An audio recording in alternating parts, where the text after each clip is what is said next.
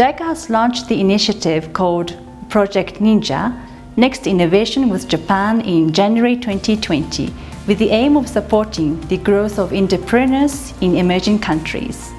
And Ninja Business Plan competition in response to COVID-19 was launched in July 2020.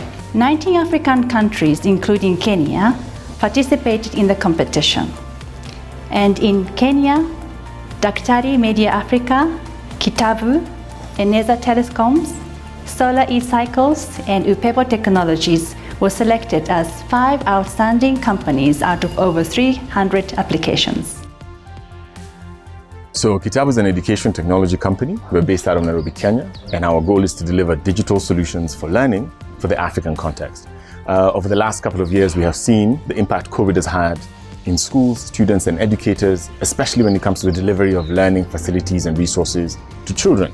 And we've always been advocating for, over the last 8 years we've existed, the availability of malleable, affordable, accessible, and relevant digital content and platforms schools and students can be able to engage with, irrespective of their socio-economic background. So the Japanese International Cooperation Agency, or JICA, put out a business competition called the Ninja Business Competition. And we applied because we felt that one of the things we have to learn from our Asian partners is how they have been able to do so well in education technology. So when we applied for JICA, it wasn't just for the competition, it was about the long-term partnership. And I think the Ninja Project has really introduced us to a whole new sector, a whole new partnership, and opportunity to get partners from around Asia. So we love it, it's amazing. Do more by doing less. A program will never have a chance if it asks teachers to do too much. This is just but a snippet of what we're able to do. And of course, with the green screen, we can manipulate the background and change it depending on what is needed, especially for the animators and post-production. This is something that a lot of people are not used to, teleprompters or even a setup like this. But this is one of the things that we try to do to mitigate the conditions where people are having situations where they're not able to record professionally or even without interruption. This is actually part of the plan for scaling, to be able to train people in such facilities. In some cases, just training in terms of the quality of the camera or even lighting procedures or what to do with sound. There's a lot of research, there's a lot of scripting to get the material correct before you start reading it out and recording it on camera. So there will be a lot of research, of course in partnership with some of the development partners. Once you record, it's kind of like a statement of authority, like this is the factual or pedagogical presentation. There'll be a lot of partnerships together with even the content creators, with editors, with all these people who are learning also new ways of presenting education, new ways of giving people an opportunity to see themselves in a future that we are getting into. Having gone through the last 1.5 years, we can see that the future is very different. But we can also be prepared for it.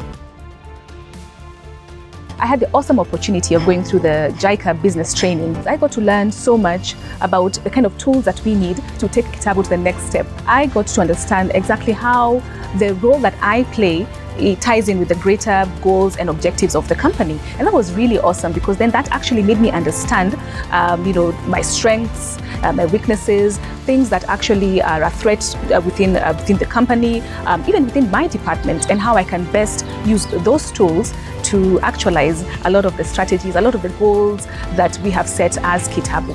As a corporate, with the training, it has helped us also know how to perfectly, or should I say, better deal with our corporate partners. Because with that, it has also helped us change the narrative of how educational content is created in Kenya.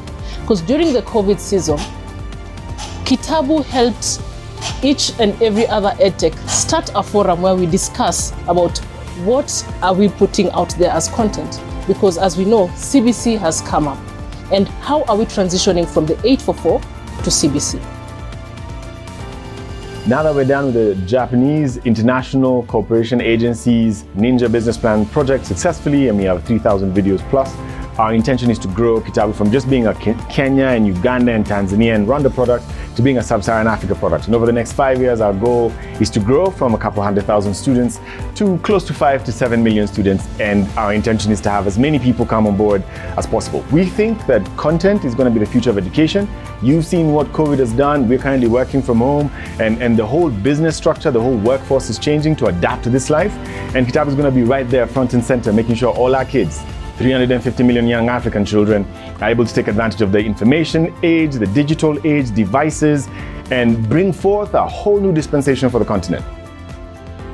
I just want to say thank you so much to the JICA team for empowering us, for partnering with us to make the change that we have made in the education sector, and hopefully the change we'll make will be greater to each and every child in Kenya. We just want to say thank you so much to the JICA team for believing in us, for working with us, for training us, and we've learned so much, so much on how to better ourselves, and we're looking forward to doing much bigger things with the kind of training that we have received. Personally, I have grown in ways I never envisioned. I have learned so much, and it's all due to this Ninja project, and I want to say thank you to JICA for that. From the bottom of my heart, thank you very much on behalf of myself, Tony Ndungu, and Kytabu for being our partners in this. JICA wishes to thank the Kytabu Limited team and its fraternity for being part of this successful project. Hongera sana. We wish them well and look forward to their successful economic and societal impact now and in the future. We are proud and honored to have been part of the vibrant Kenyan startup support ecosystem that is striving to make a positive impact in the Kenyan economy despite the challenges occasioned by, among others, the COVID-19 pandemic. Thank you.